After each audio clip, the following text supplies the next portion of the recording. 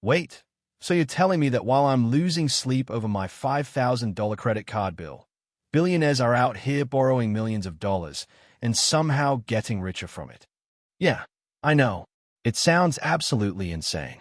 Like, backwards insane. But here's the wild part. The average person spends their entire life trying to get out of debt. But the wealthy? They're doing everything they can to get into it. And before you click away thinking I've lost my mind, stick with me for the next 10 minutes. Because what I'm about to show you will completely flip everything you thought you knew about money on its head. I'm Dean, and today, we're cracking the code on the rich person's playbook. Let's dive in. Alright, let's start with what we've all been taught since we were kids. What did your parents tell you about debt? Don't borrow money. Pay off your credit cards.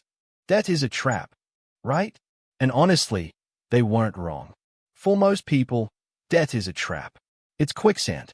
You sink deeper and deeper, paying interest on cars that lose value, clothes you wore once, and vacations you forgot about. But here's where it gets interesting. There are actually two types of debt in this world, and understanding the difference is like discovering fire for the first time. On one side, you've got bad debt. This is debt that takes money out of your pocket every single month. Credit cards at 24% interest. Car loans on depreciating assets. That couch you financed at the furniture store. But on the other side, you've got good debt. This is debt that puts money into your pocket. And this is the secret sauce the wealthy have been using for centuries. So the question isn't, should I avoid debt?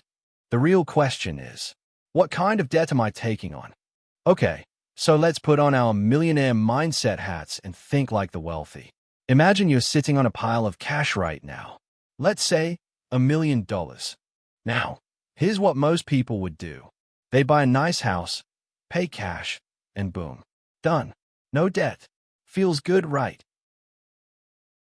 But here's what a wealthy person does instead.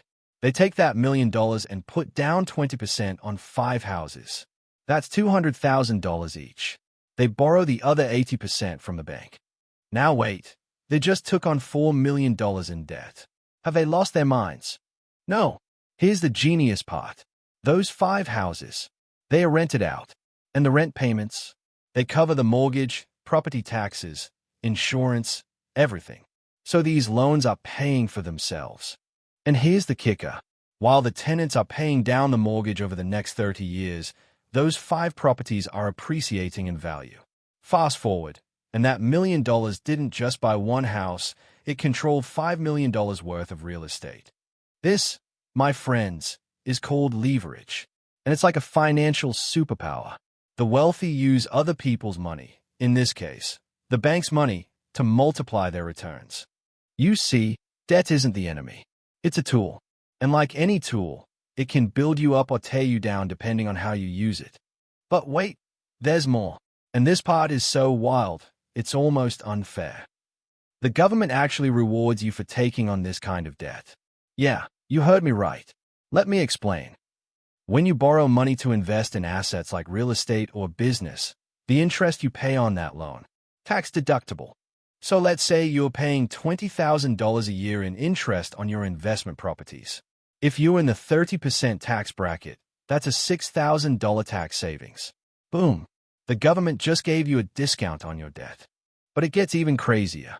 You know what's not tax deductible? Paying off your personal credit card debt, or your car loan, or basically any bad debt. So the system is literally designed to encourage investing and discourage consumer spending. And here's the absolute wildest part. Let's say your investment property goes up in value by $100,000. You don't have to sell it to access that money. You can do what's called a cash-out refinance and borrow against that new equity. And guess what? That borrowed money, not taxed, because it's debt, not income. So the wealthy can pull cash out of their investments, spend it however they want, and never pay a dime in taxes on it. Meanwhile, if you get a raise at your job, congratulations, the government wants 30 to 40% of it. See how different the rules are? Okay, let me give you some real-world examples that'll make this crystal clear. Elon Musk, one of the richest people on the planet. You know how much he pays himself in salary from Tesla? $0. But he's worth over $200 billion. So how does he buy his mansions and rocket ships? He borrows against his stock. Banks line up to give him loans at like 2 to 3% interest because his collateral is literally billions in Tesla shares. So he pays almost nothing in taxes, lives like a king, and his wealth keeps growing because he never has to sell his appreciating assets. Or how about this? Robert Kiyosaki, the rich dad poor dad guy, he once said something that made people lose their minds. He said, "I'm glad I'm billions of dollars in debt." Billions. Why?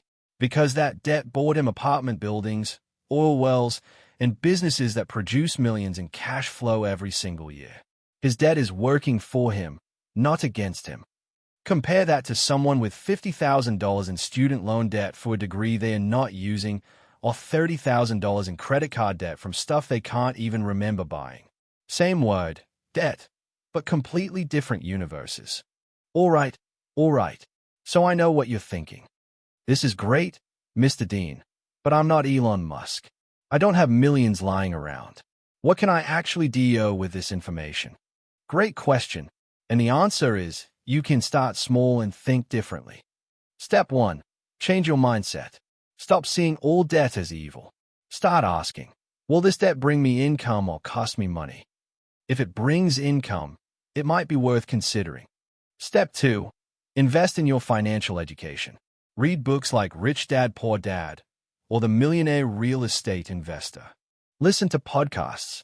Learn how money actually works, not how broke people think it works. Step 3. Start small with assets. Maybe you can't buy 5 houses, but could you house hack?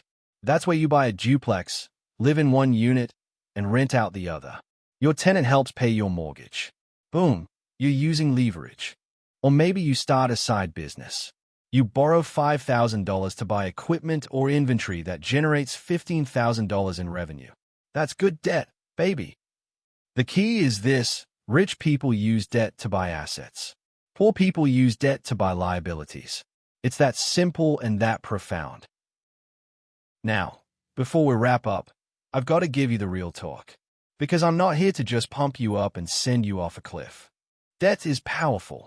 And powerful things are dangerous if you don't know what you're doing. You can't just go out tomorrow and max out your credit card to invest in crypto or your cousin's NFT project and expect to get rich. Here's the truth. Good debt only works if you have financial intelligence, a solid plan, and a real asset that produces cash flow or appreciates in value. It requires education, patience, and discipline. Don't borrow money for things that go down in value. Don't borrow more than you can afford to lose. And for the love of all things holy, don't take financial advice from random people on the internet without doing your own research. Yes, even me. Go verify everything I've told you today. Become your own financial expert. Because at the end of the day, it's your money and your future. So here's what I want you to take away from this video today. The rich don't avoid debt. They master it. They understand that money is a game with rules. And those rules favor people who know how to use leverage, tax strategies, and other people's money to build wealth. You've been playing checkers while they've been playing chess. But now you know the board looks different than you thought. The question is, what are you going to do with this knowledge? Are you going to keep trading your time for money, paying off consumer debt, and wondering why you can't get ahead? Or are you going to start thinking like an investor, learning the rules, and using debt as the tool it was meant to be? Because here's the beautiful truth. This information isn't secret. It's not hidden. It's just that nobody teaches it in school because schools were designed to create employees, not entrepreneurs. But you're different. You watched this video. You're seeking knowledge. And that makes you dangerous in the best possible way. So here's your homework. Hit that subscribe button if you want more mind-blowing financial truths like this. Drop a comment below and tell me, what's the first asset you're going to save up for? Real estate, a business, your own education. And if this video changed how you think about debt and wealth, share it with someone who needs to hear it. Because financial freedom, it's not just for the lucky few. It's for anyone willing to learn the game. I'm Dean. And remember, wealth isn't about how much you make. It's about how much you keep and how smart you make your money work. Now go out there and make your money moves. I'll see you in the next one.